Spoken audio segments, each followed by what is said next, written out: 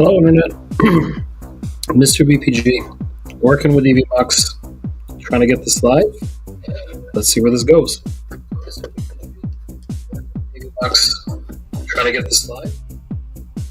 And there's my replay. So, let's go back to the music.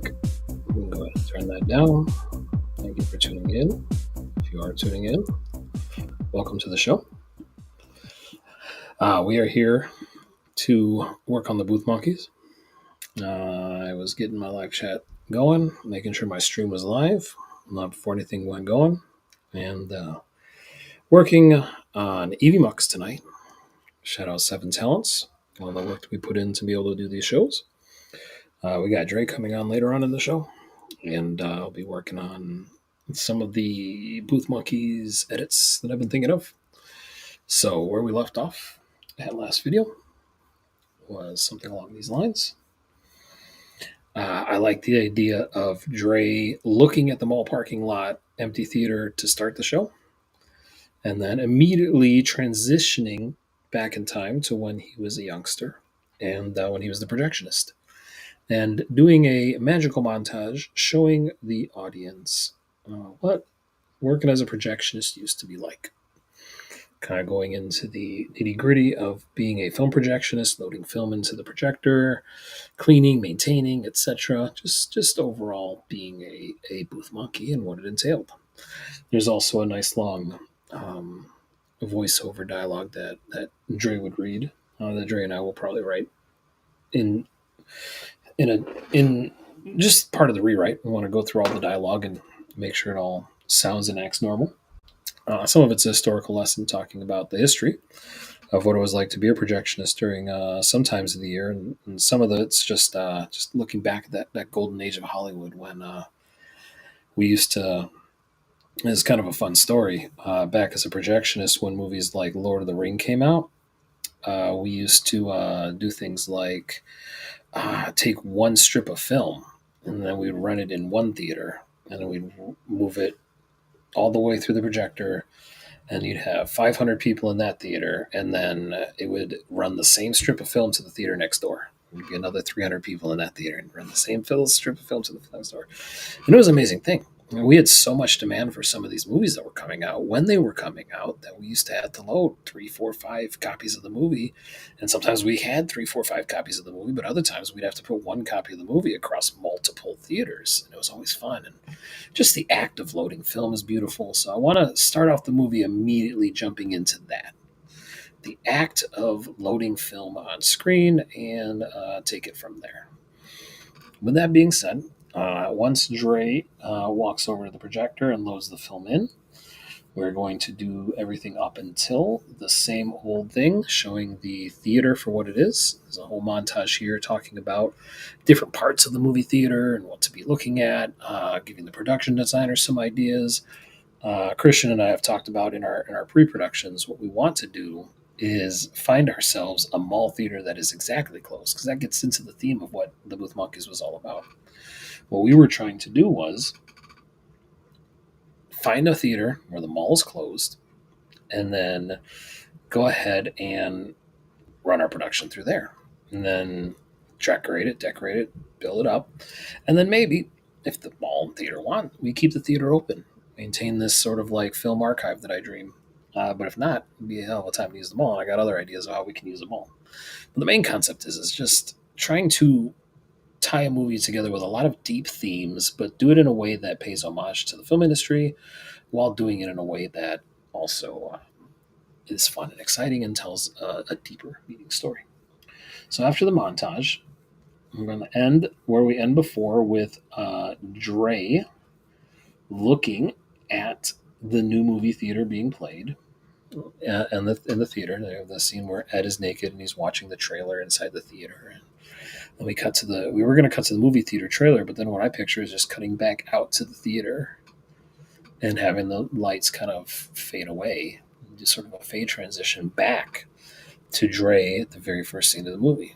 That whole Booth Monkeys opening music video montage is just a way to have him stop time in his mind and view that moment. So then Dre will drive back home, Here's my marker. I left myself to remind myself where to leave off. Not going to make too many edits here. It's still the same concept. Dre comes home from work. He walks upstairs. The sitter tells him to come over, or that his daughter was quiet as a mouse doing homework. She's been watching a movie and waiting for him to come home. I did decide early on I did want to cut this whole same time tomorrow, and her saying no. Then I did remember I also said I wanted to keep it because I like the idea of him saying I'll see you tomorrow as if all the days are blending into each other. And that's kind of the greater theme of the movie is holding on to what it means to be the papa and holding on to what it means to be the working man and surviving and trying to make sense of it. How do you spend all your day away but then come home and make that time worth it? And kids get that better than anyone else. I'll never forget being the papa going that, but I don't want to do too much going. So anyways, skipping ahead, what I want to work on tonight is actually work on the scene after this because I want to mix in some new storytelling that I've heard. It is a parable or is it a parable? Is it a proverb? I don't know what it is. It's a story by Ron Dahl, is who I heard it from. And it was called The Non-Conforming Sparrow. And so what I'm doing is I'm going to make a modification of it in sort of the way I learned of the Buddhist style storytellings of trying to make a parable using animals to tell a story. Hopefully get a laugh, and hopefully it'll make sense when I get to the end of it. So I'm going to utilize a few different technologies. I'm actually going to try this here. I'm going to see if I'm allowed to use my voice to text technology here in the script while I'm also in the part of the script I'm writing. So scooting ahead, Dre is about to put Mary to sleep. And then Mary says, can you tell me a story? Dre says, a story? Okay, so this one is about the little monkey who wouldn't go to sleep. So keep in mind, this is me doing a parable of the non-conforming sparrow. And this is him telling his young daughter a story to help her fall asleep. So let's see if this actually still works. Where's my voice command button? I always move this stuff around on me. How am I supposed to keep up with this if you keep moving stuff around on me?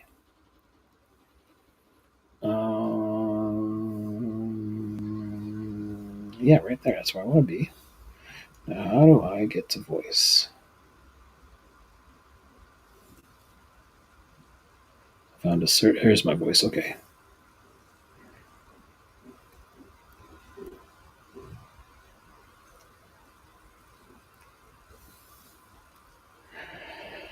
There once was a monkey who didn't want to go to sleep.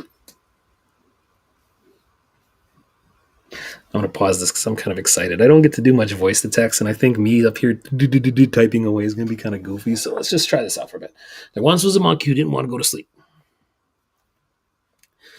And the monkey's parents told her, gotta go to sleep. Sleeping monkeys make restful monkeys and smart monkeys for the next day. But the monkey just didn't want to go to sleep. So this non-conforming little monkey who didn't want to go to sleep decided to go out into the world, not realizing that going out into the world at night can be dangerous.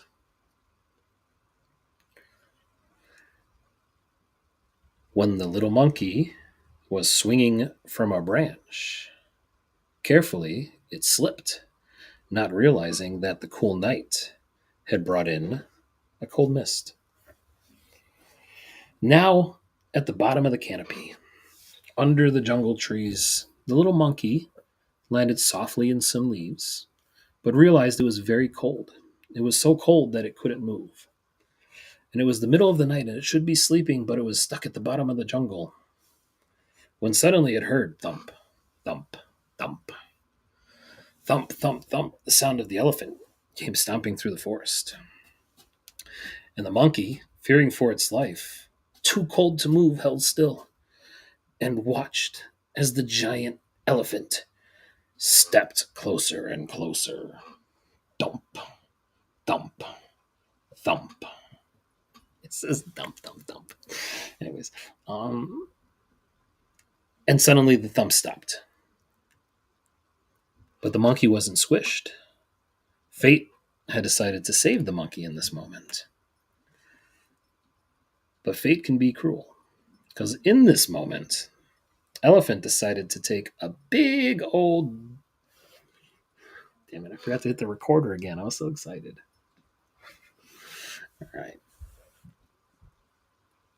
Suddenly, the thumps stopped, and Elephant was standing over the little monkey who wouldn't sleep and listen to their papa. And Elephant decided to take a big, huge dump onto the monkey. I'm talking poop over his head. The monkey was now completely buried in poop. And the elephant walked away without a care in the world.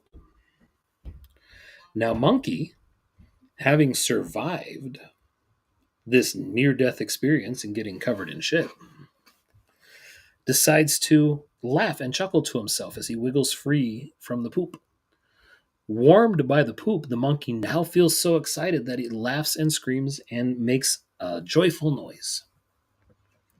When Tiger, who was listening in the jungle, heard the noise and came and found the monkey. All right, so I'm going to cut off the voice to text. So now I got to get down here. We're going to have to go through this and definitely do some text to speech correction.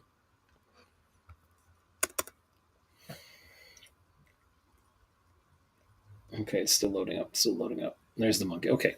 All right, so I'll go back in and fix that, because one of the things we do, and we're going to have to do, is come back here and tab these over. So I never use the software, so I typically just type in a person's name, and then I tab them to the middle. And then I type in their verse, and then I move the tab over.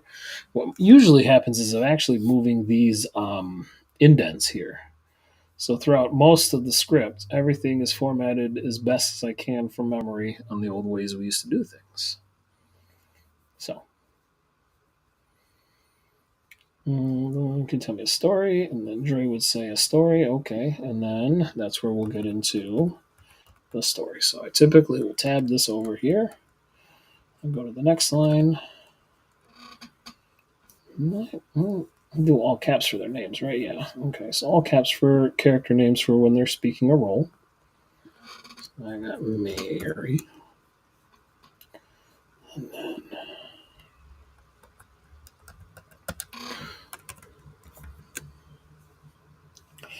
all right, so we're going to tab these over. Once we get these tabbed over, we can start going through some edits, but I also want to get back to the typing, so I wasn't done typing the story. There we go. Nope. There we go. Okay. So then I'll bring this indent in. How far do I bring it in? It always goes to 0.5, so I just move it to 0.5. So move it another half inch in. The reason we format these in certain sizes is because we're trying to write for time. So a typical 120-page script will probably be about 90 minutes a movie on average or so, but there's no guarantee. So, okay. So I'll go back and edit this later because I wanted to get to the point of the story. All right.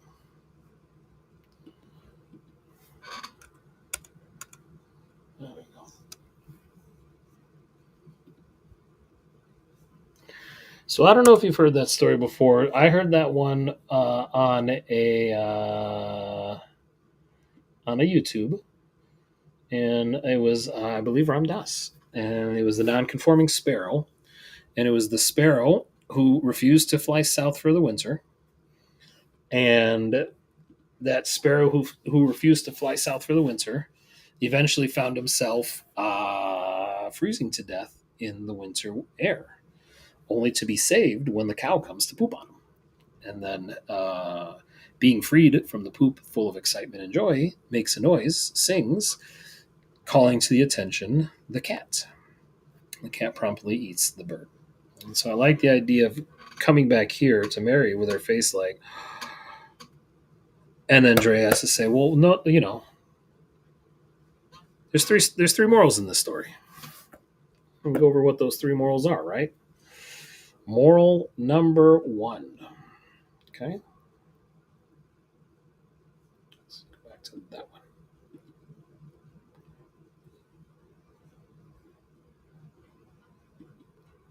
Okay.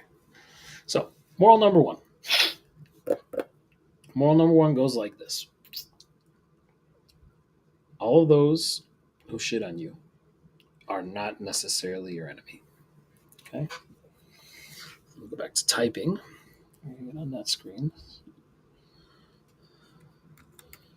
Dre sees that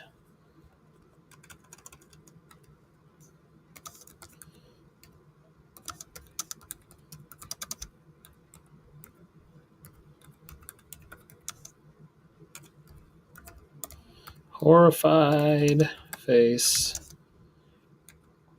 at this point in the story. Ray.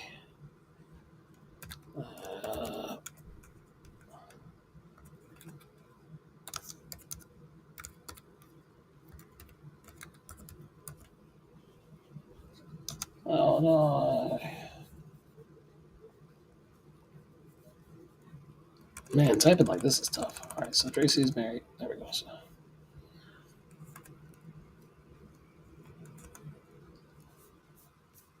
Okay.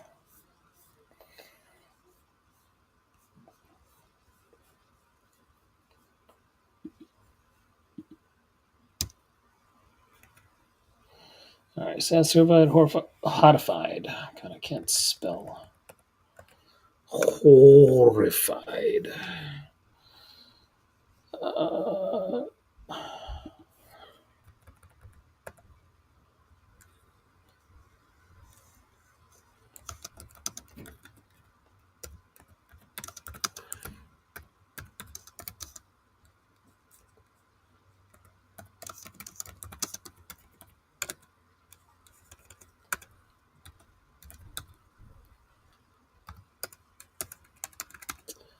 Mary.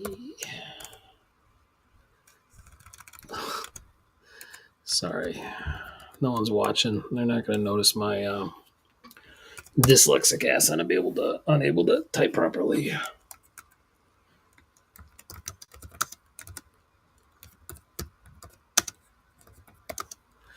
Mary will ask, did the monkey get eaten? Dre says, nah. The monkey was covered in elephant poop. The tiger lost his appetite when he smelled that monkey. Okay.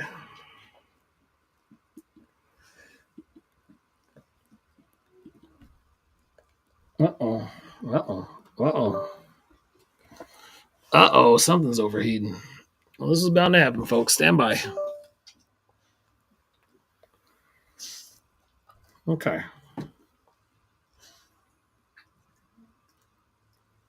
Minor glitch. Must have bumped a cable or something. All right, where was I? All right, so Mary will ask, what happened to the monkey? Did he get eaten? You can say no. The tiger lost his appetite because he smelled the monkey. Tiger has standards. Oh, this is opening.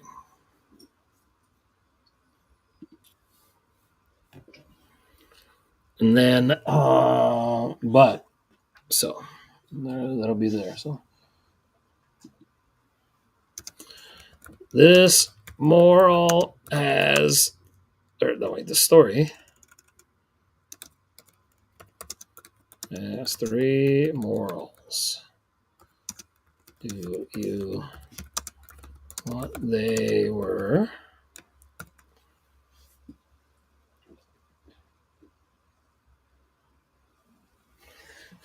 Here, let's have Mary say,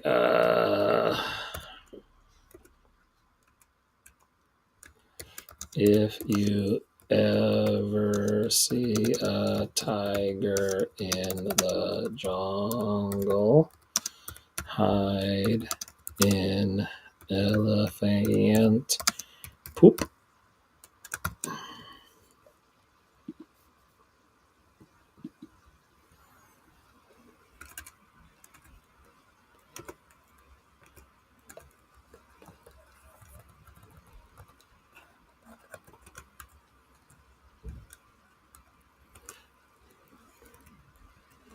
There it is.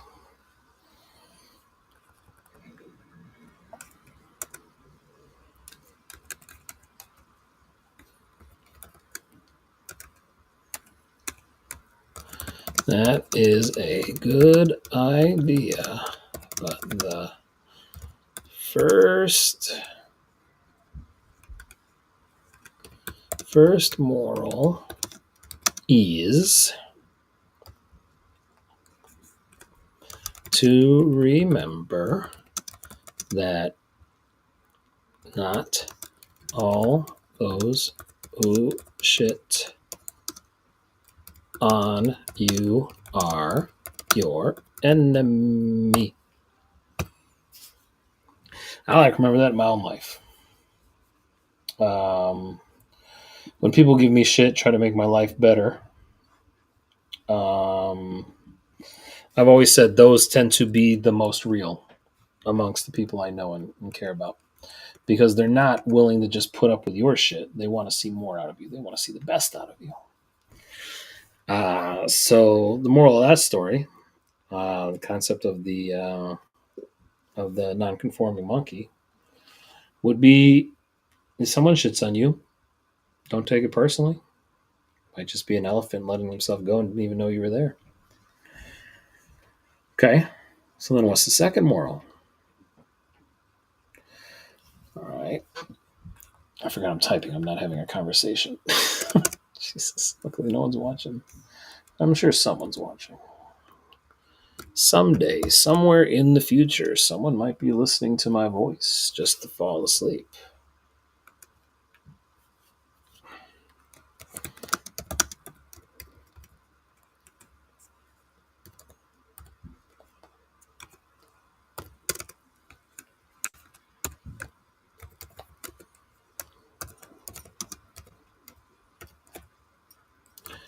The second moral,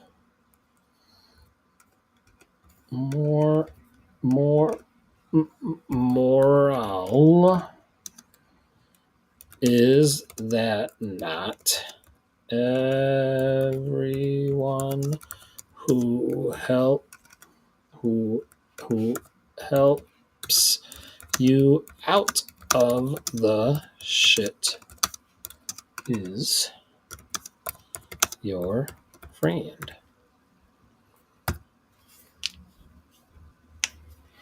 And I like tying this into the future of the episode because as Dre gets closer to the Candace character and the idea that she doesn't necessarily help him out of the shit, she challenges him to help himself, to decide what what it is he wants from life, and to focus on doing that. Figure out what you want to do, and then build your resume off of that. Oh yeah, what's the third moral? Let me see, like the tiger.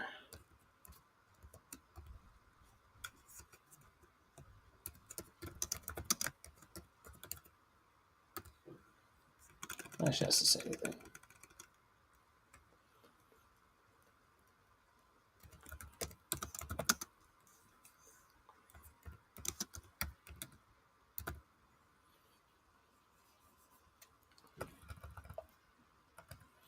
Says that. So I'll say what, and I'm actually gonna have a little break here in the conversation.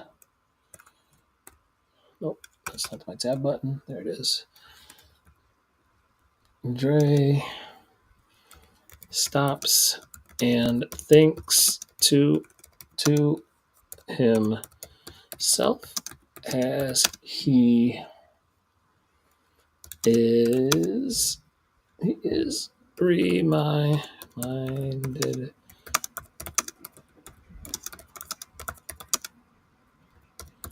I just got to type up like a director. Not sure if that's how it's going to come out, but I'll work on it. It's part of the editing process. Nope.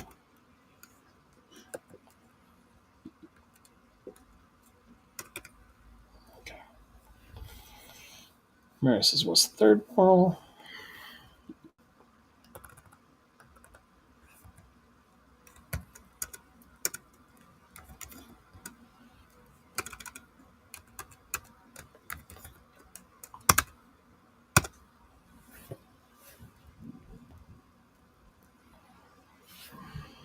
Is it apostrophe?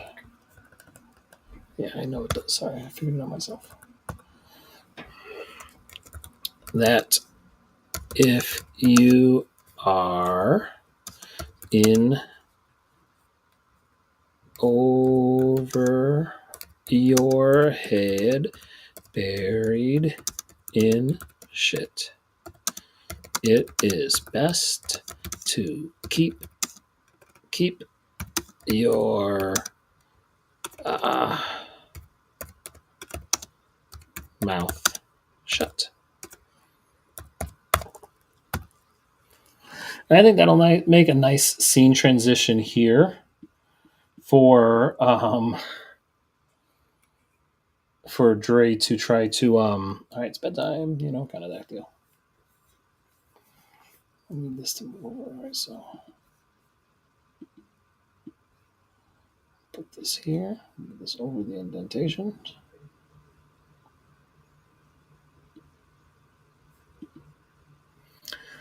Uh-oh.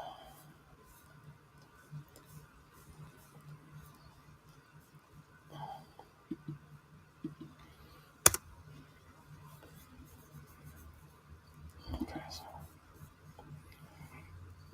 this is hard. Sorry, the mouse is disappearing when I move over to the other screen, so that's interesting. I have to figure out why it's doing that. Or I could figure out how to get my machine cooked up.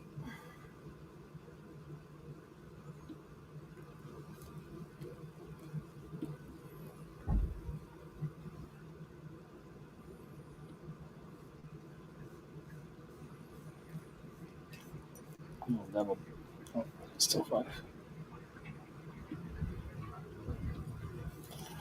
right, boom. So that is the story of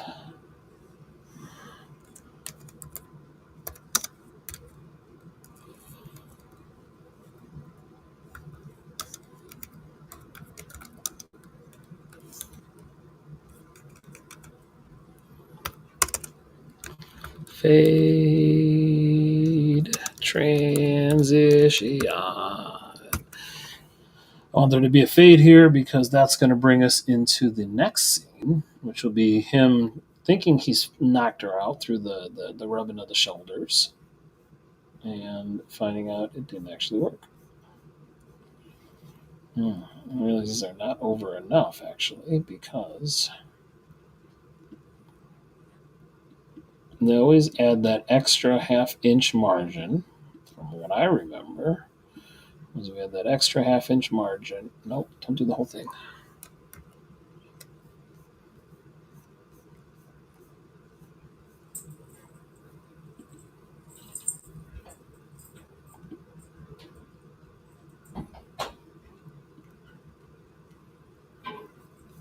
I'll have to go back to that. I think we got it all right. Everything looks good to me. All right, so let's see if Dre shows up any second now. But part of the reason I go by that story, part of the reason I like that story is because it reminds me a lot of my own personal life and the way I used to be. This concept of being that I didn't hear that story when I was young enough.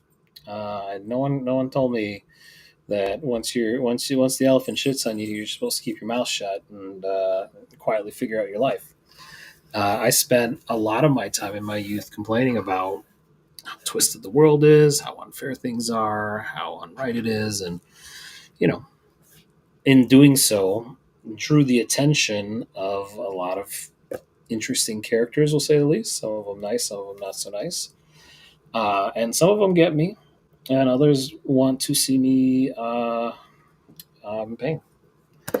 I've spent the better part of my adult life now watching them go after people in my life, places that I've worked, and always being confused, being so selfish to think that I was the reason they were there and they were running their scams. And then I started to realize maybe I wasn't. Maybe I was just on their radar, but they're saving me for some other worse things. Or maybe I'm just flat out crazy because I spend too much time on the internet, which is also entirely possible. But I've been positioning myself in such a way that I wanted to get certain international attention, if you will, trying to not be famous. No one wants fame. But I definitely don't mind being the idea of being one of those shadow writers that actually makes art in the modern age and uses this media to try to make the best art possible. Stepping up to the scene, we have Mr. Dre Dry. Dre, give me a second here while I figure this shit out. Good to see you again. Happy Thursday. Hope you are well. Give me a second. I'm going to need a few more hot spots to try to get my audio right, and then we'll have you live.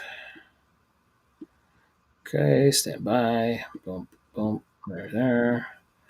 Okay, boom, boom. Turn you off. All right. No, that one.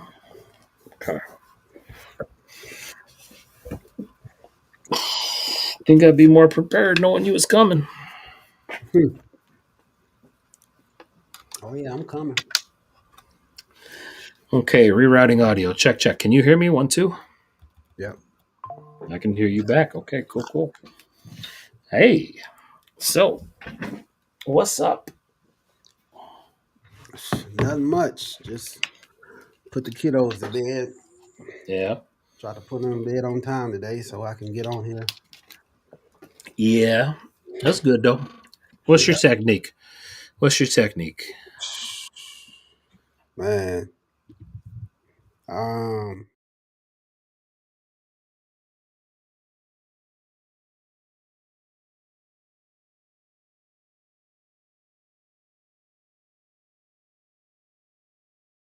for the young one Yeah, at least, it's time to go upstairs and lay it down. But yeah, sometimes he don't stay there. yeah. I know how to be. I was one of those kids myself. I was one of those kids that couldn't stand the idea of bedtime. I'm like, what are you talking about bedtime? You Yeah. mean I'm gonna have this joyous joy of being alive and conscious, and you're gonna make me put my eyes closed and stop thinking about it? There's Yeah. too much out there for me to experience. So For real. And not I, missing nothing. Not missing mm-hmm. anything. I'm gonna be all about it. Have Yeah. you got them?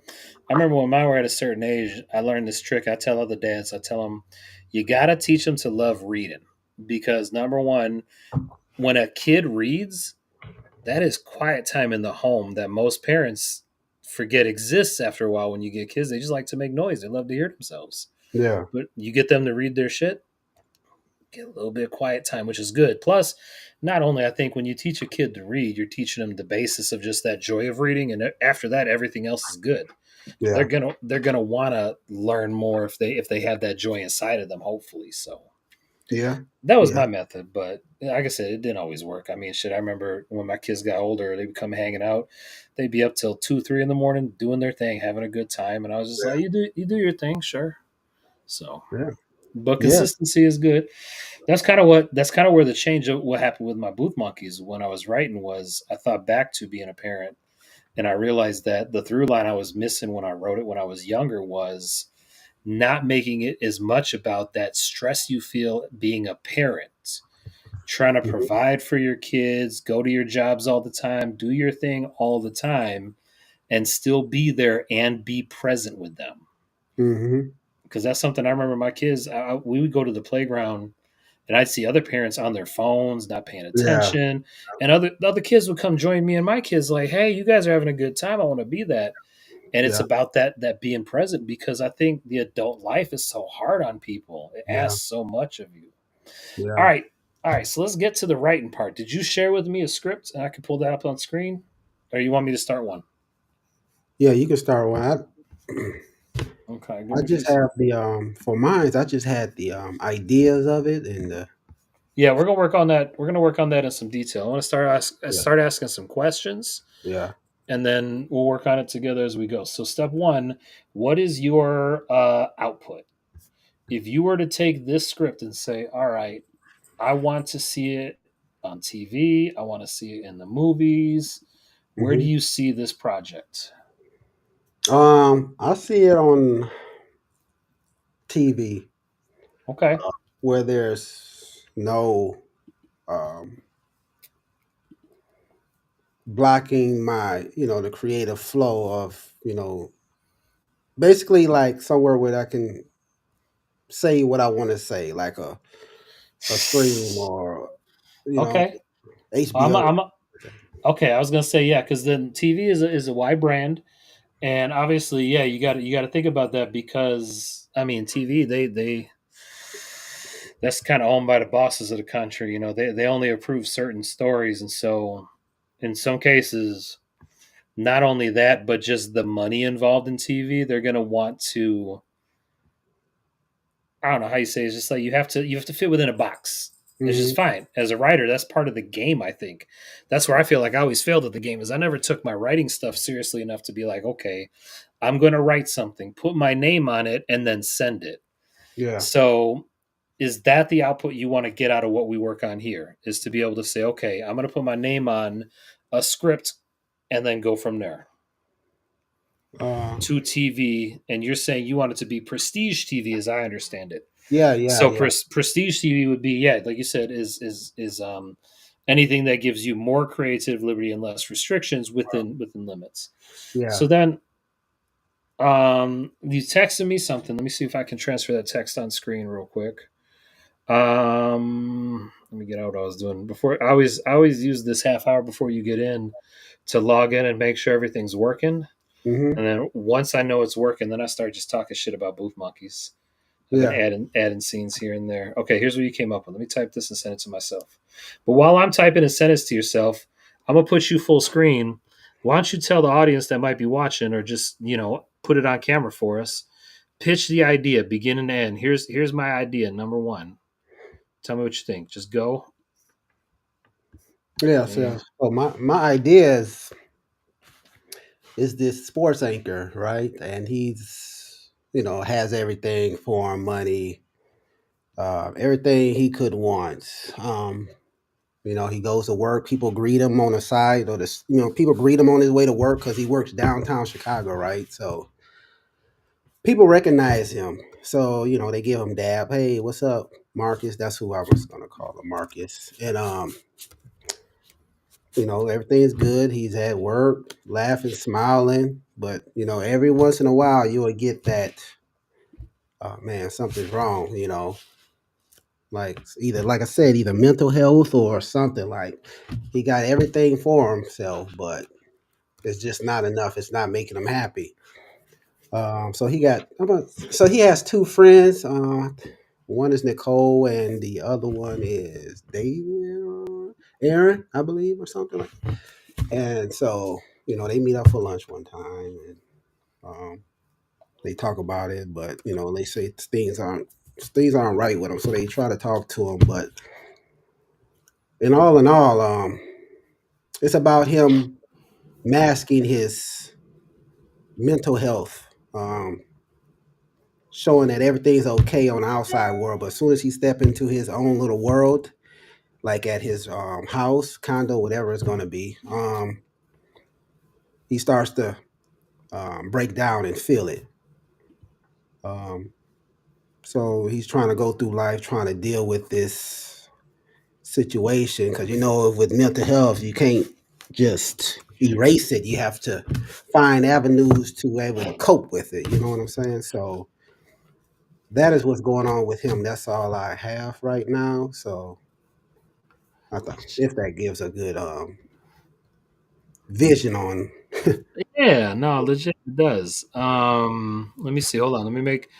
I think we can hear both of us because I put you on camera too. I have the screen up now, so give me a second. I'm gonna make some minor adjustments just to change the way we look at it. And then we'll get some copy and paste in. I shared with you a Hmm. document real quick. I don't know if you want to give that a look.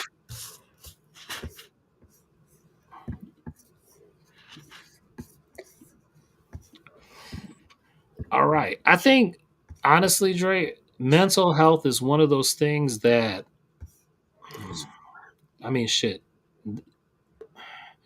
Everybody is dealing with it now. It's not just like we're all feeling that stress. And Hmm. so, for me, activist style, I want to be getting into it. I want to be like, nah, how do we fix this so people don't have mental health issues, right? Yeah. But that ain't the way it's going to be.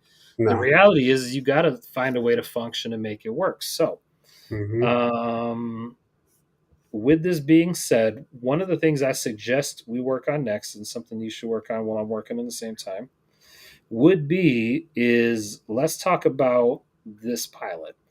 One of the things that I understand about writing style and stuff like that is the best way to do it is to say what's already out there working Hmm. and how do we write our own version of it, Hmm. uh, put our name on it, and then essentially work on the next part. And this is the part that obviously we're going to have to either figure out together or work with people who have is how do we take the creative side of what we're doing and then sell us. So Yeah. I was typing, I'm trying to text, I'm trying to double dip here. You said originally it was called like Masked. Was that the title? Now masking. Masking. Thank you. Yeah. Okay, Yeah. so like that. Okay. I'm gonna change it up here. And then just feel free to type anything you want in here. Some things I'm gonna start filling in are some of the blanks, right? Hmm. So title, right? Title. What would you call the genre? Oh nope. Oh, hold on. Tap tap tap tap tap tap.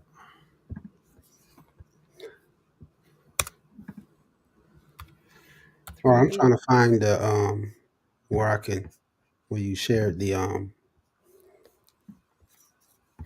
Did I email it to you? Check your email. I might have sent you a link. While you're doing that, I'm gonna check on my screen because my shit just died on me. They're working me. They're trying to take me out. There we go. Easy fix. Bada bing, bada boom. You gotta work harder than that to take out the BPG. This guy knows what I'm talking about over my shoulder. Yeah, see, Dre, people don't know our story. They don't know how much shit we had to survive to get to this point. On yeah. top of the idea, it's just like it wasn't easy. It wasn't meant to be easy, but damn it, it wasn't easy. But it's gonna be good because of it. All Yeah. right, so genre. What kind of genre are we talking? Like you saying it's comedy with drama, right? So Yeah. drama comedy. Yeah. All right, drama. I will warn you that I think comedy and drama are two of the hardest subjects to write for. Yeah. So that'll be fun. All right, so characters. Man, I don't know how to spell for shit. I hope no one's Shit. watching. I never knew how to spell that word. Uh, there's a bunch of words that throw me off, and then some of it is just man, I just be throwing letters on screen, and I think I'm a little dyslexic where I see things backwards sometimes. Yeah. I don't know how many times I'll be typing words and just like, no, that definitely is wrong. Yeah. But it Shit. is what And it is. sometimes I read a magazine backwards. Nice. Yep. You start on the wrong side of the page. Theme. Okay. Mental health. Man, I got caps lock on. So okay, so drama comedy. So that's gonna be our genre. We said the setting was Chicago. Yeah, Chicago. Okay. Now I must pitch you an idea, right? Hmm. What if we did this with like radio sports people? Yeah, that's cool too. Because here's my concept, right? Because Mhm. if we're gonna do this and it's gonna happen over a series, where do you see this series going? Because typically, I remember it was told to me, don't pitch anything television wise unless you got 7 years planned for that show. Okay. Yeah. True. Otherwise, most places might not consider it the investment. So if you were talking, you wanted to do something funny and comedy wise and drama, do you have 7 years worth of things to happen to them?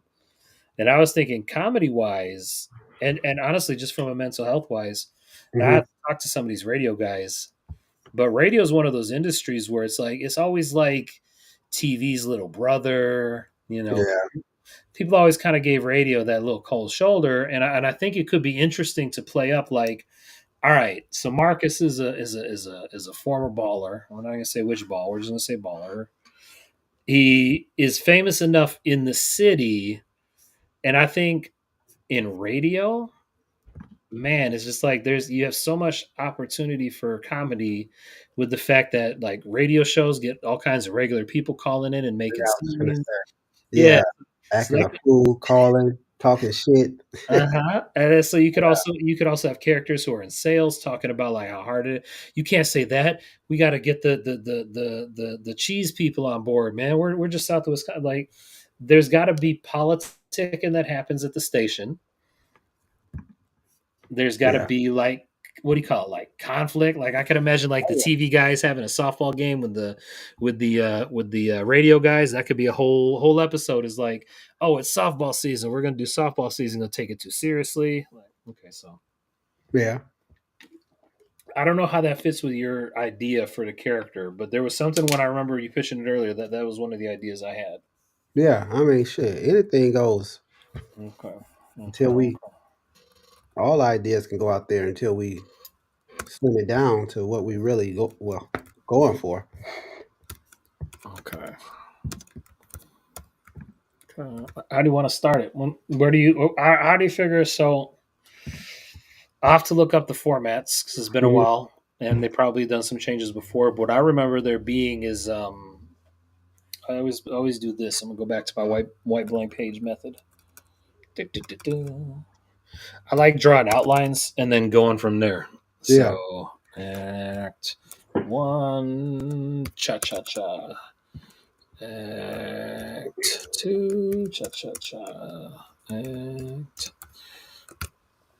So the goal is we're obviously just going to try to hammer out one story, and Yeah. that one story preferably would be one story that allows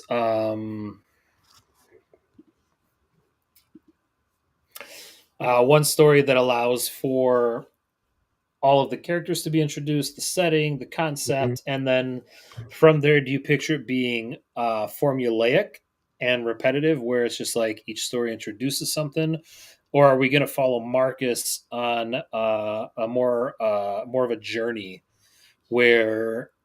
I mean, I guess that happens in formula too, but do you want it to follow sort of like a formula that we can repeat? Or do you want it to be more like Game of Thrones, where every episode has its own version of repeat, but it always leads towards a greater end? Where are you going with this? Hmm. Well, I don't know what kind of reference you have. Like I was thinking sitcom originally when I heard the first pitch, and I was thinking Brooklyn Nine-Nine. I was thinking Mhm. shows like that. But then I'm thinking, well, how do we tie in the mental health and the drama? Well, Because I mean, shit, way back in The Sopranos, Tony Sopranos was talking to a therapist. I mean, yeah. that was mental health back then too, but that was HBO. So Yeah. it's got to be one of those things where if you want it to be at that HBO quality, it has to resonate on that universal level, but also have that type of character that's flawed and interesting at the same time. Well, yeah. Yeah, definitely. He definitely got it. Definitely flawed and interesting at the same time. All right, so I'm gonna go back over to the script here. Keep talking though. I'm sorry to interrupt. Yeah, no, you good. That's a good question on how I want to continue the episodes. Okay. Um,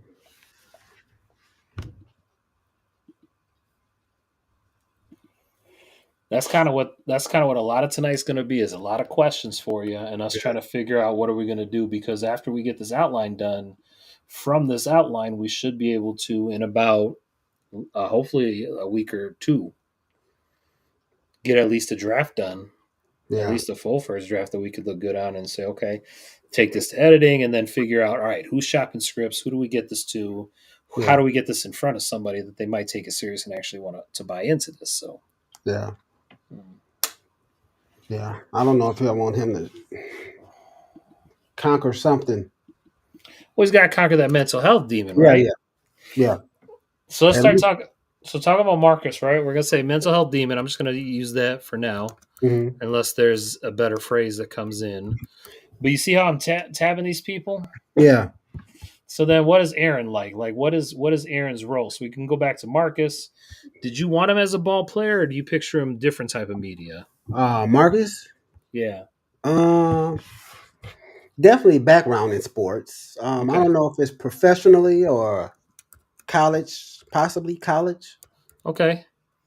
So we'll Uh, put that. Some put sports background, and then so here's the one way I write, and you can kind of add along with me. As we're writing this, we're trying to explain it to other people.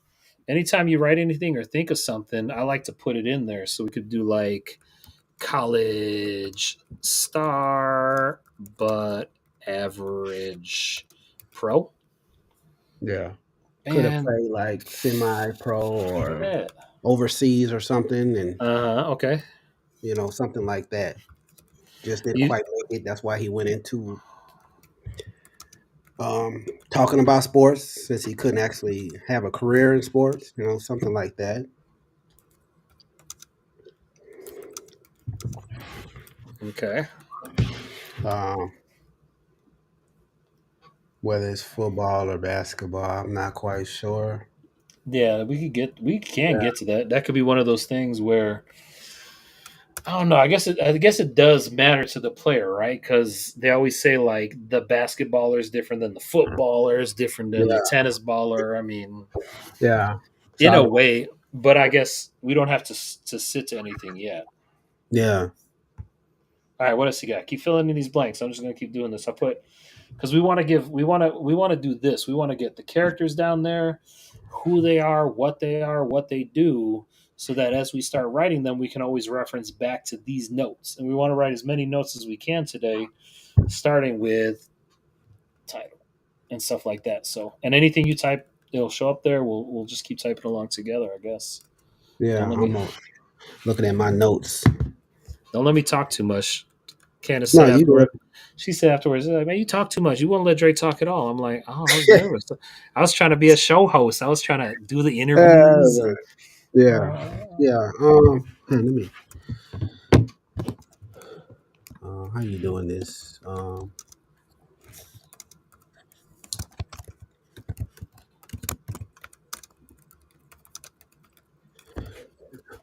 I don't know if you were trying to. oh wait, we Um, typing at the same time. That's fucking it up. Let me is it skip that. okay? I'll just wait. No, you type. I'm done. I'm listening. I was just saying I was going to put his age. I was going to say around mid 30s. Do it. I didn't realize that when we were typing at the same time, it was taking the Yeah, keyboard. I thought we had instant access. yeah. We don't. Oh, that's weird. Okay, I don't know how. You can Yeah, spruce it that's up. fine. Yeah, I would say you said mid 30s. Let's put him late 30s. Late 30s. I think so because after 36, then you start to realize like, oh shit, 40's coming pretty close, right? I Yeah, don't know about you. I mean, I'm not in the best shape, but yeah, honestly, 40 hits different than it did when we was 20 and 30. yeah. 30s is definitely not 40s. I tell you that shit. Yeah, so something about that. Like I think like I mean you can mine that for comedy, finds the gray hairs if they Hmm. happen, that shit, but I don't know. There's something about that mental health. But if you're stuck on 35, be 35. That's just me giving ideas. Yeah. Oh yeah. All right, mental No, health. no, no. Yeah, yeah. Late 30s is cool. I just wanted him to be in his 30s at least for now. Okay. What else he do? Does he drink? Don't know. Don't know. Haven't Okay. thought about drinking part yet. Okay, yeah. Okay, athlete. Is he like, you Go to the know, gym. I was gonna say, yeah, is he still pumping athlete or is he Yeah, more Stacey that King, a can be his little stress hefty? reliever. That can be his anxiety and stress reliever. Okay, so hits the gym. Okay, let's put that in there. Let's do Yeah, that. Career, minor leagues and overseas. Okay. And we said we're also gonna put him in the whole mental health thing, right? yeah. So I mean, it sounds like he's doing his life right, but mental health will fuck with anybody.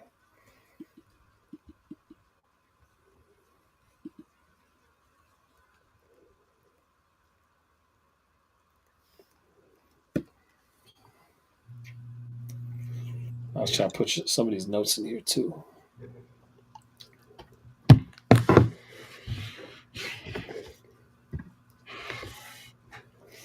Oh, she got Aaron. Aaron, same age, same background, or is he They someone all, who? they all, yeah, they all grew up together. Okay, okay, Um, Even Nicole, but Nicole is more of the, I guess you can say the more of the one that has not, I won't say just common sense, but the understanding, um, the understanding of his problems, of his issues that he's going through. hmm, Well, and Aaron is more of the clown, I should say. okay.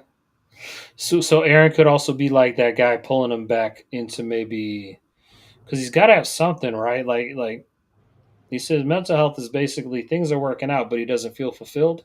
Yeah, So that's a lack of I forget what they call it in psychology.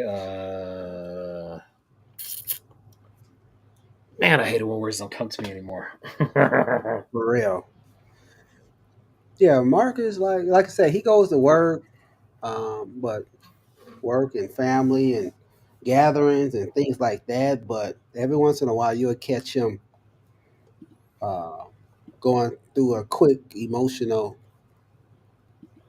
Um, How about self control? Like, what if he's got like a mean streak from sports or something that just comes out in one of the episodes?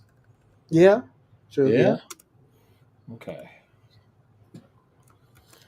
Exercise to man.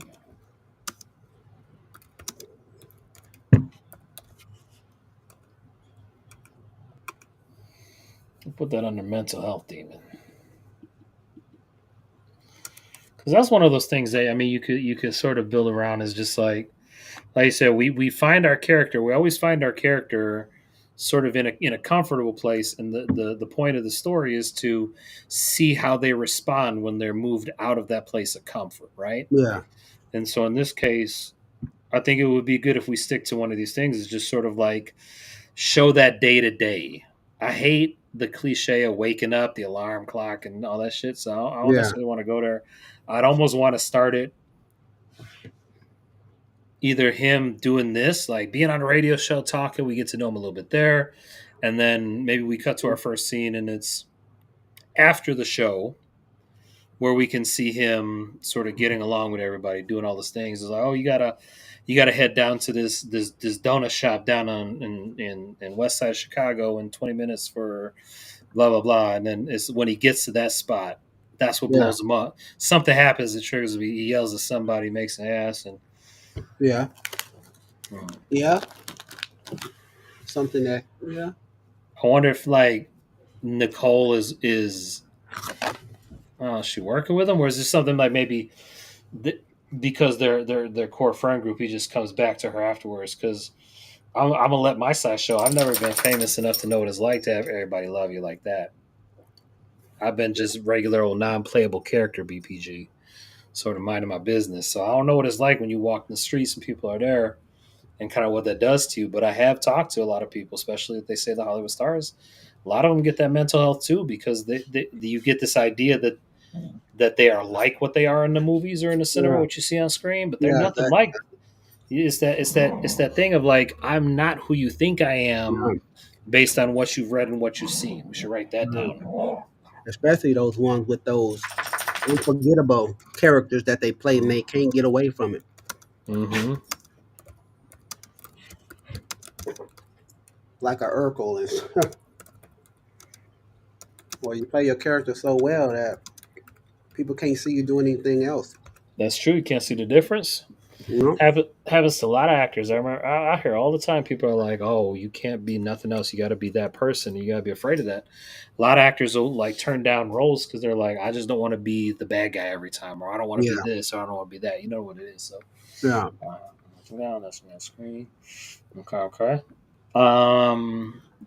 All right. Let's put down some of this on page. Let's see what else we got. All right. Let me What's put up, Lola? What's up, Lola? What's up?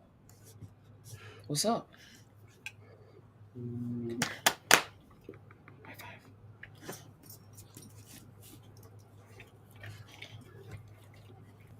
see what's the let's advertisement.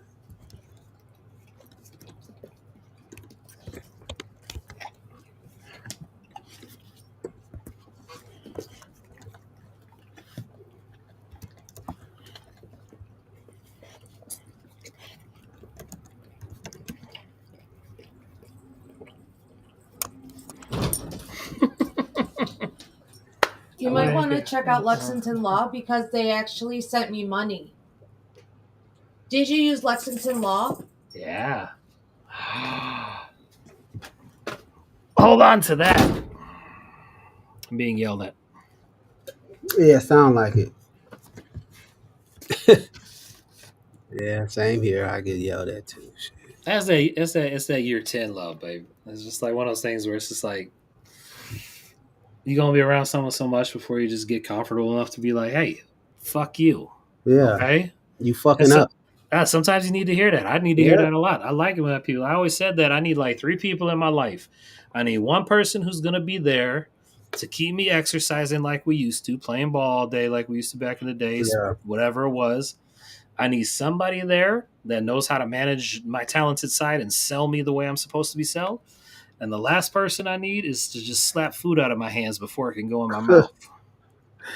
Yeah, yeah. I need somebody to tell me when I'm fucking up. 'Cause I do a lot of it. Well, we all do. The point is that I think people hold on to it too much. Oh yeah, And I think what I hate the most is how twisted some people are and how they won't just come to your face and talk about it.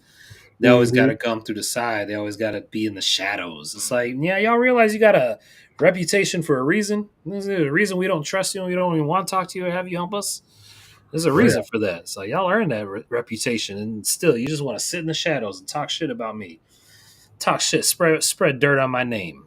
Before yeah, you don't get it, I'm dirt. I can't be crushed. Just keep pushing me around. See how that goes. See how that hmm. works out for you. Yeah, yeah. Nah, I just don't give a damn. I give a damn both. Like I've tried to be accepted and be that way, but I always remember ain't nobody made it to president just being a nice guy. Sure haven't. Ain't nobody made it in history being perfect. Now, I want to be on the good side. I believe in light. I believe that if we focus our attention, we might be able to tell a story that is fun and universal enough that might actually get that, hey, it's okay to get mental health and this and that out to more people who might need it. At the same time, if this is where our creativity is, if this is where the story is, that's where it's got to be. And I kind of like the idea of using that imagination to do that. Problem is I got enough demons in my closet. I'm just trying to not make my name bring anybody else down. And I think Yeah, that's what it's come down to now is that because I've been as aggressive and real about my willingness to be the modern day pirate of multimedia and sort of saying, fuck your rules and all your other shit, it has made me a little ostracized in that community. So I don't know how this is gonna work getting back into it here. well, yeah. Yeah. Yeah, I know how that'd be. All right, so what else we got? What other ideas we want to throw around here tonight? Um, let me. I don't know if I'm just all over the place now. Right now, I got Nicole doing. She's an advertisement. See, I like that though because she could be working at the same spot, selling, helping him sell his spot, selling him sell what he does. Yeah, Yeah. yeah, So okay. yeah. She's an advertisement. Aaron. Um, I'm still not quite sure where I want him to be. He's definitely probably be one of the ones that don't have his shit together. Always the Yeah. one calling, needing something from Marcus and or Okay. Nicole, Sure. but I'm not sure yet. I like that idea though. I like the concept that no matter how much shit I got into, I was never that guy. You ain't never see me asking my friends, Dre, where you at? I need $20 to get me through the day. But those Yeah. people exist. I know how they are. Oh And yeah. bless them. You gotta help them if you can. Yeah. So Okay. I like the idea though that and you talk about drama and mental health, right? yeah.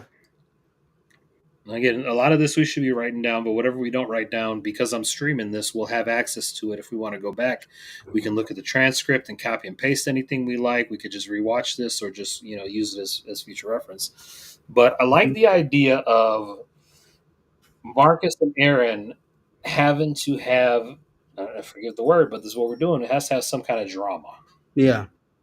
I think at some point there should be something that comes between them. Mm-hmm. And I think if we're going to play the base cliches, it's got to be like maybe a bit of that jealousy hits him when he's like, man, how come you're over here doing this radio shit? I've Yeah. been your friend all your life or this or that. Yeah. Or maybe avoid being cliche. What if Aaron is like a bad influence trying to pull Marcus one way? Trying to get him into something he shouldn't be doing, or Yeah. Like, bad investment or yeah, yeah, one of those type of something. friends always Mm-hmm. Mm-hmm. trying to hustle and always using Yeah. markets to Yeah. Because get. ain't nothing wrong with hustling. Yeah, Hustling is just a way of like working hard. But yeah, there's a difference between hustling and being a hustler. yeah, being hustled. Yeah, Yeah. yeah, Everybody likes someone who hustles. I remember being when we used to play basketball, I'd be like, yeah, that kid hustles. That white boy, he hustles. yeah, And it was all about just putting in the work. It wasn't about yeah, being a crook or nothing.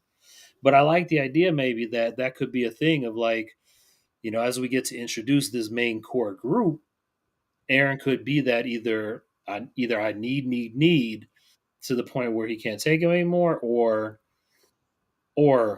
like maybe that connection to a past they'll remember. Because I know there are stories out there of the you get out of one place and then that place can't get out of you. But I don't yeah. necessarily think that's the best story. It's what's coming out of my mouth. I'm sorry, I'm talking too much shit. No, no, I was just listening, and while you talking, I'm seeing if I can get some ideas of what you're saying. Because in this first episode, we have to establish the fact that he's in radio. Uh huh. We have to establish the fact that he's doing the best he can, but it's still not enough because he's got mental health stressors. And by the end of Yeah, the episode, that mental health has to have that breakdown. yeah, yeah, Like he could have a full on breakdown too. yeah, yeah. He definitely is. Yeah, definitely. I want to show that probably at the last scene, the very last scene of the first episode.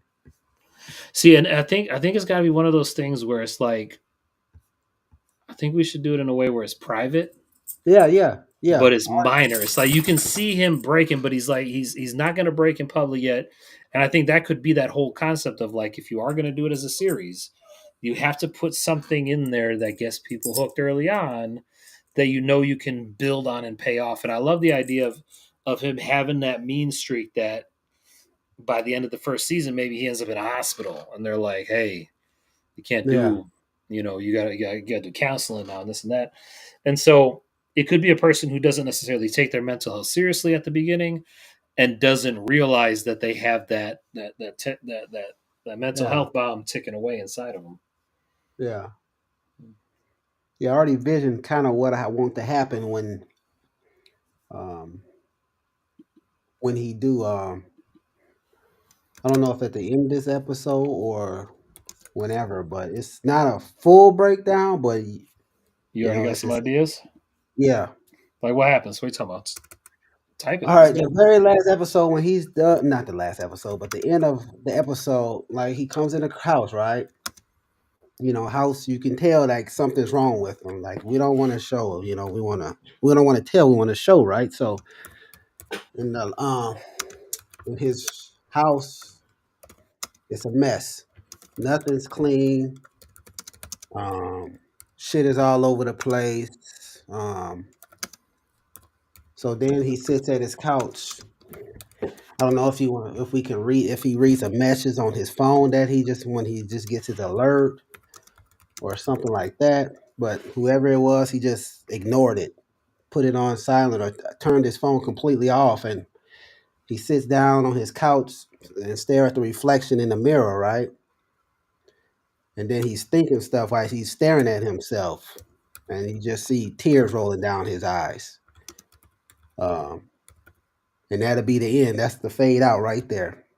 And I think that's how people will know that. Yeah, damn, it was like, damn, he was just good this episode. What the hell happened? But during the episode, I want to give hints of, you Yeah, know, yeah, yeah. Because I love. Okay, so let's do this, right?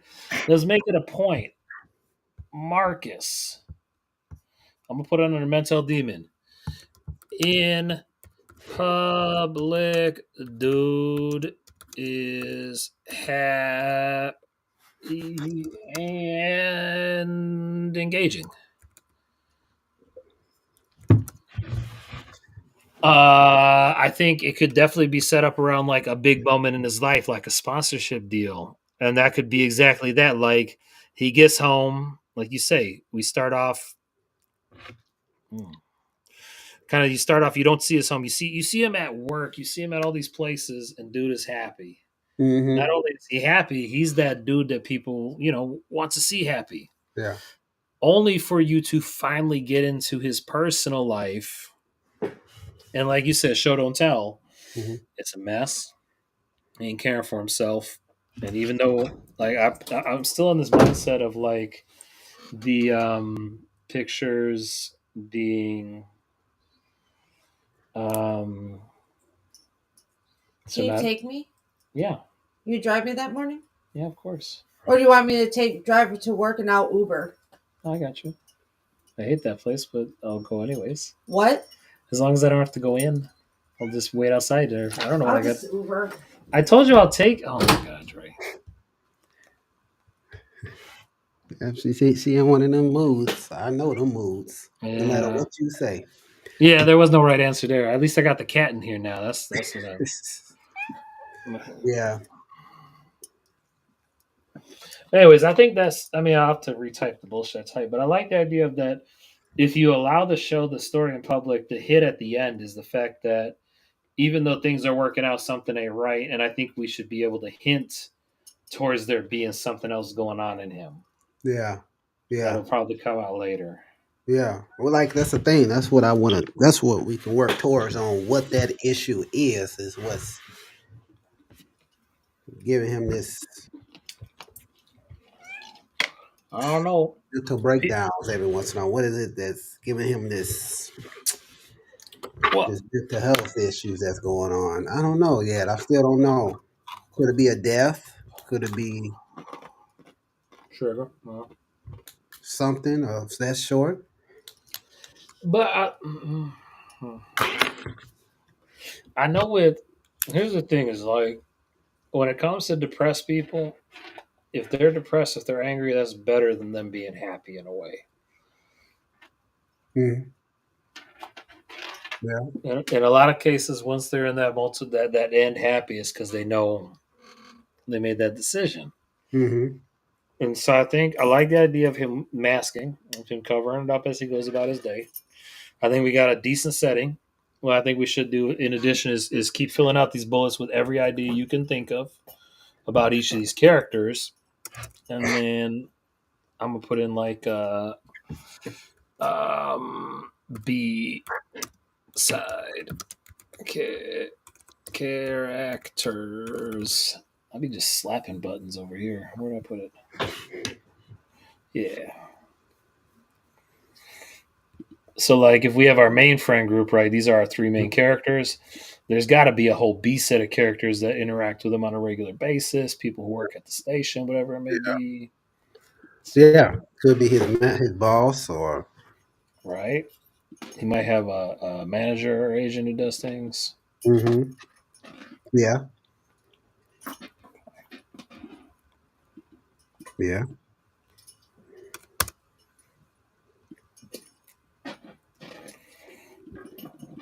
Formatting will come in later. We'll make it all fancy looking, but Yeah. Yeah. okay. All right. Did he suffer any injuries when he was playing sports balls? I didn't put no injuries in. Okay. Um,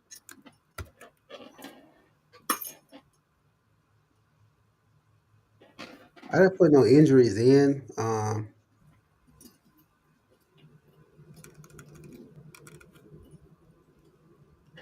I was just thinking him not actually being good enough to make it to that higher pro status when So playing. that's so okay, okay, okay. Hmm. I guess something he could be doing is he's in his role, but he's trying to get like a TV spot. Like some of the radio guys out here in Chicago, they also do TV spots. They do their Uh-huh. TV thing. Like, what if he was up for a new show and he doesn't get the show, and that could be a trigger that says, "Damn, I can't even do the show I want." Yeah. Yeah. That could definitely that's shit. That would trigger me. But yeah, that would definitely that can be definitely included. Something he really wanted, and then eventually, then that's all of a sudden, just like how he got cut in football and basketball, it's just it didn't work out. Yeah, yeah. All right, I. So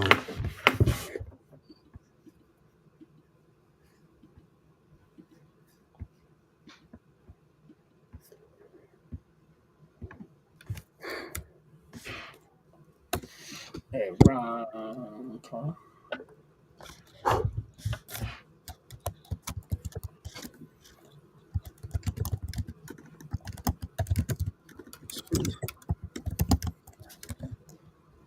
Yeah.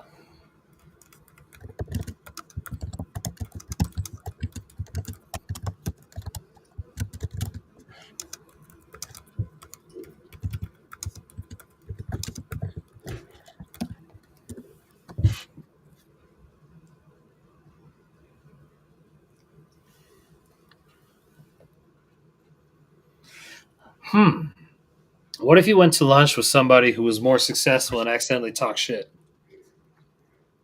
to me, like somebody like on TV or Yeah, like okay, so NBA Cup happened, and I think Stephen A. Smith hit more free throws than Kenny the Jet yeah, Smith, yeah, right? So imagine if you're Kenny right now, you're sitting at home, and you're just like, man, Stephen got more free throws than me, but make that like storyline that happens in the story. Like, could it be one of those things where you're out to lunch with your buddy, and he's just like, oh yeah, I got this new deal with Rolex, I got this new watch and shit. I yeah, jump in the car, and he just like at the end of that meeting, he's just like, hmm. yeah, These could all be little story threads that help us get to the end of the story piece. So yeah, yeah. Because as you said that idea, I was thought about Marcus being a former teammate. I mean, Aaron being a former teammate of okay, Marcus. yeah. Then they can talk about the old days and the shit they done, Yeah. you know, the dirt they did. Mm-hmm. Um, but yeah, I think I like Aaron as a former teammate, Okay. and Nicole being that um, childhood friend, or you know, that always got his back. It's good to know. Yeah, the more responsible one, the more you can actually talk to. But you know, like you want to talk to somebody, but you don't. You don't want to bring your problems on somebody else. Or Mm-hmm. you just like to keep that shit bottled in. But Nicole's the one that's trying to convince him to seek help or talk about something. Talk about it. Seek help or talk about it. Seek help with a therapist or group therapy or whatever, or even talk to her. She always Mm-hmm. there for her. And eventually, one of these episodes, she can call her breaking down late in the middle of the night, like 2, 3 in the morning. Call her, about certain situation that happened, and he just can't handle it, so he needs to call her and talk to her about something. I don't know. It's just coming off the top of my head now. That's okay. That's how these writer rooms work. Like I said, from here we got enough to separate, get started, do our thing, where we can use these outlines to start building these shows. Because then once I would get around to this, you said I put the Act 2 and Act 3, right? Yeah, So I put Act 1, introduce character and setting. I always do that in Act 1, right? First thing you Uh-huh. got to do, introduce your characters and settings, right? So we're going Mhm. to figure that out, put in a couple of scenes. All right. Act 2, conflict and trials. Instead of trials, I'll figure out the other word for it, but the idea being is that this is where things happen in the movie. This is where the ups and downs go. Yeah. With the act 3 being our conclusion, obviously. So, and then with the goal of these types of shows is that our conclusion just leads us into the next mystery for the next episode. Yeah.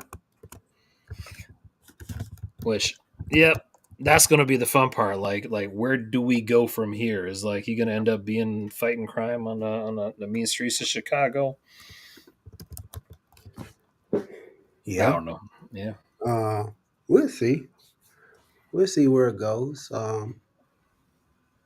I don't know. At the beginning of the episode, I would definitely want him to be walking downtown Chicago Okay. to to his to the what I like I said. I'm just saying ESPN to his ESPN radio show to the ESPN building because that's what they have that down there, and he just walks Mhm. in, everybody on the streets. Hey, what's up, man? How you doing? And he waves back like everything's good. At this point, you don't know what's wrong with him. Obviously, you think he's got it all. People know him, so he must be like famous in some way. Then you show the sign of ESPN or whatever it could be, and he walks in there, and then people be like, "Oh, he works for ESPN." Blah blah blah. That's what I want the opening scene to be, Okay. just so we know, like, well, okay, so he's somebody famous. People know him, or he's like an importance of the community or something. You don't know why quite yet until you see him walking into that building, ESPN radio building or whatever.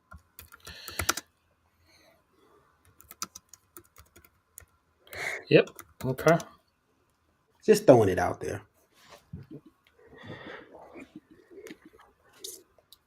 Yeah.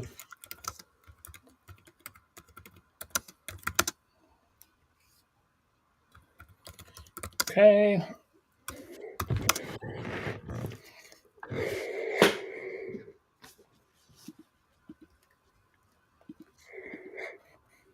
All right. So conflict and trials. What are some of the conflicts? We're gonna have to put him in like a busy schedule. Mm-hmm. Yeah, busy schedule, of course, definitely.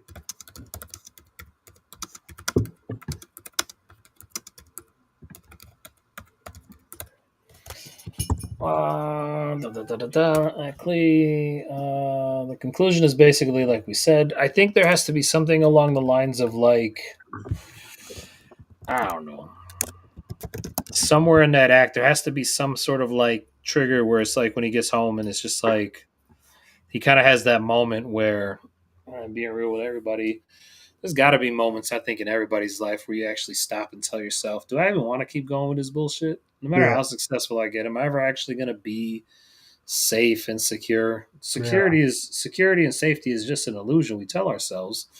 And in reality, rocks could fall out of the sky anytime and destroy the whole damn planet. It's happened before. yeah. So I don't know mm, what it is that triggers him when he walks in to have that emotional breakdown at the end. it is. And I kind of get what you're saying though. I do like what you said is this idea that something inside of him ain't right. And Yeah, what's going to happen is over the next blank episodes, we promise to tell you what it is that's not right and how Marcus and the team mean to either fix it or completely ruin his life. yeah. Because that's the other thing that happens in drama. It doesn't always Hmm. end up happy. Oh no, oh no, Yeah. yeah. Sometimes the jokes come from when you're in your Hmm. little fucked up mentality at the time. Yeah. As I seen on some of these shows, that's deals with dramedy. Like the jokes come from the serious situations and not just goofy situations. Yep. Yep. Just everyday life or just Yeah, little shit like that. Okay. yeah. Yeah, And it's people. really Does a show? I think we should. I'm just typing free off my head now. Just going back into formula. Oh yeah, I wrote a few things down myself. Yep. Keep going. Okay. I'm just writing some scene ideas. The ideas that we could, like you said, he enters the building. We introduce the character. We introduce the setting. I like the idea of kind of like seeing the behind the scene there, showing him do his thing. He hits his mark. I think we should show him either start and or end a show. And I think it would be interesting to allow the audience behind the scenes is to have like an after show or a pre-show meeting where you can Mhm. have jokes, you can have talk, you can really establish the fact that these, and you can be like, oh wait, didn't you play with this guy? He's like, you're going to be interviewing this guy tomorrow, and he's like, didn't you play with him? Blah blah. You know, there could be all of those things to Yeah, yeah. introduce the member nuggets, the history of the character, the Mhm. backstory, and then from that meeting, I think it'd be good if we just went from show meeting to in the ad world. And here I'm just going to title it that is because that could be a scene with Nicole where Yeah. either after the meeting they go to her office and talk about, his next ad read, or they catch up and Mhm. work is not even on their conversation and we can just, I get to was know them better that way. yeah. I was Yeah. thinking maybe they meet up for lunch, Okay. work lunch. Yep. Maybe Yep. they text each other, or Nicole or Marcus. Maybe I say Nicole texts Marcus and be like, meet up for lunch, and he be like, cool. Yeah. All Okay. right, let's the old spot or something like that, and then they automatically know where to go at certain time like 12. It don't matter the time, but lunch. But that's what I'm thinking, like a work lunch, and they all just chill and chat, talk shit about back in the day or what they done did, things they did. Funny story. That can be a funny scene too. Funny, not scene, but a funny story or two, or a funny line or something. Nicole say to, and then Marcus replies back to Nicole. Okay. Yeah, I like. Yeah, the lunch break. I think would be pretty good. Then, Okay. like you said, that's a good way to introduce Nicole, Yep. like you Because were then, saying. Yeah. yep. Because 'Cause then from there we could either have them, we get to know them, we get to know their history, and then maybe for some reason, do we introduce Marcus yet, or is he going to be later? Yeah, Marcus, I don't sorry, know if you should be in that meeting. Aaron. I Like don't know. when does Aaron come back? That's what I meant. Do they talk about Aaron or something like, oh, I've seen him around, he's been texting me. Maybe Aaron's the one texting him at the end of the day that day. He doesn't want to answer. I don't know. Maybe I just somebody, maybe Marcus be like, yeah, I'll go see him later. So I'm gonna go see him later or something. I don't know. I don't know if we should introduce them all together. Would that be sure, too sure, much? sure. Or maybe like they're having their lunch and he's just like, okay, I got to go to my next thing, and Marcus is already there. He's just like, all right, I'm gonna do a commercial read for this car dealership, Hmm. and Marcus is just part of the team, right? He's his dude. He hangs out with him. Or Marcus is with Aaron. Aaron is his dude. He helped him set up the thing, so he's just like, no, you got to meet these people. So Yeah, He's out doing Aaron a favor for Mark. yeah, I don't know, man. I'm getting yeah, tired. yeah, yeah. Throw it because I was thinking we could throw that in there too. Because I was thinking maybe like a after work drinks or something. They meet at a Yeah. bar or something, and just shoot the shit. Talk about the good old Yeah, days. Oh, you remember back when we was in Europe, we did blah blah blah. Yeah, yeah, yeah, because by then, imagine this, right? With those four scenes we just discussed, the next scene is conflict. The next scene is him going to work the next day and finding out, oh, you got to interview this person, or we have this new show that we want you to interview for, blah blah blah. hmm, Whatever it is that we decide to be that conflict should happen that next scene. yeah. With the Maybe it's next few scenes sort of circling around all those characters again one more time and figuring out how do we get the scene, how do we get to the end of the story, how do we keep it funny so that yeah, we can get to the point where after he's had his time with Marcus, after he's done his time with Aaron, he's met up with Nicole, he's gotten the moment where he's just like, man, I'm home. You saw how my day went, but I'm just sitting here alone, yeah, sitting in the dark. I don't yeah, feel like cleaning. I don't feel like doing nothing. yeah. Yeah, I'm thinking. I don't know. Maybe Oh, come on, cat. What did I tell you about trying to type in my scripts, Nix? This cat, man, she ain't got no respect for the writing process. Oh, they don't See, care. you done messed up every part of my system. Huh. Monitor's off. Man, it's over. Shit. I'm thinking, I don't know. Maybe like when he goes into work that morning, they talk about his big something. I don't know what it would be. And then I don't I know. don't know. What if he's like he's got his own Al Bundy story? Do you remember Al Bundy? How he had that one story? Like you remember that time I won the Yeah. high school championship? I got 4 Uh-huh. touchdowns. Like maybe he's got one of those stories, and like he tries telling it, and someone's just like, "Ah, yeah, here we go again," and that's enough to be like, "Oh man, really?" I don't Yeah. know. Oh, yeah. And the interviewer, who I mean, the person he interviewing could be like a pro player. Yep, Saying, dude, that ain't shit.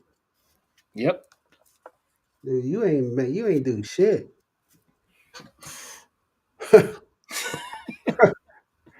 yeah. That hurt.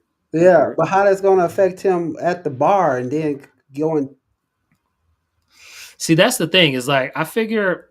So I or told you however we stories from do it. ski work. Oh, that's my thing is if they end up at the bar, right? And so you got Marcus and Aaron there, right? And then say like some modern player comes up, Oh yeah, yeah, yeah, and yeah, he's just like, "Wait, who? yeah, Who the fuck? I don't know this yeah. guy. That's some Sports shit. radio? Yeah, He's that sports radio guy. You don't know nothing about his career. You don't know yeah. nothing about any of the work that he's done up until now, Uh-huh. because you know kids don't pay attention to the old cats like they used to. They don't respect the game. They Yeah, don't. Plus, there's so much going on. I can't pay attention to everybody, yeah, But that's what I mean. Is like I yeah. almost picture it being one of those things where it's just like it'd almost be interesting to me if they said something in a way that didn't even mean to be insulting, but it still hits you. Yeah, yeah, I like that. And then he probably tell um Aaron, man, I gotta go, man. Or Yep. something. And Yep. that's what does it. That's what does it. Yeah, then That he he don't even tell him. yeah, Dude's talking shit at the bar. He goes home. He gets that text from Aaron, bro. Where you leave me here? And he's just like, I can't, and that's it. yeah, I think we're yeah. onto something. I think we're onto something here. Yeah, yeah, Look, yeah. I like that. I like that. Yeah. I'm gonna leave it at that high note. Yeah. I, I'm gonna say that I personally need to get some sleep, get my Yeah, me too. night started. But thank you for this time together. I appreciate every second we have with each other to hang out and do this stuff. It's fun to be creative together. Anybody who catches this show live or catches us in the past, thank you for tuning in and checking in with us. You got me, Mr. BPG, aka Brian G, working on the Booth Monkeys and all the scripts. We got Dre Dry here with us working on his new script. Dre Dry is on the internet too. Go ahead and check him out, like and follow, all that good stuff. Yeah, I think what our goal will be next is now that we've got just this bit of an outline going is Mhm. when you get your version of free time, whatever that is, because I know how to be as me, as dad, as everybody else. Mhm. Whenever you find that burn to do this, get on that writing. And I think we should meet next week. If you want to do it again on this day or another day, I think we should take whatever we've written up until here from now and then just start working on those scenes we talked about. Because Okay. I could clearly visualize, establish the city, establish his local fame, establish his place of work, establish his respect at work, establish the show that he does, establish the boss that he answers to, the characters he's involved with, and then at the end of that day, when they're out drinking, having a good time, somebody lets it slip that this dude ain't shit. Yeah. Somehow that's enough to push him off the edge so that by the next episode, he's signing autographs and he just yells at somebody. Like, these are all the things down the line. But I'll Mhm. tell you, man, thanks for stopping by and being a part of this. Let's do it again Oh yeah. next week. I'll text you. We'll pick a day and see if anyone wants to join us while we do this writing stuff. Sounds good. All right, man. Until next time, stay safe, stay blessed. Thank you so All right, man. much. Take care. You too.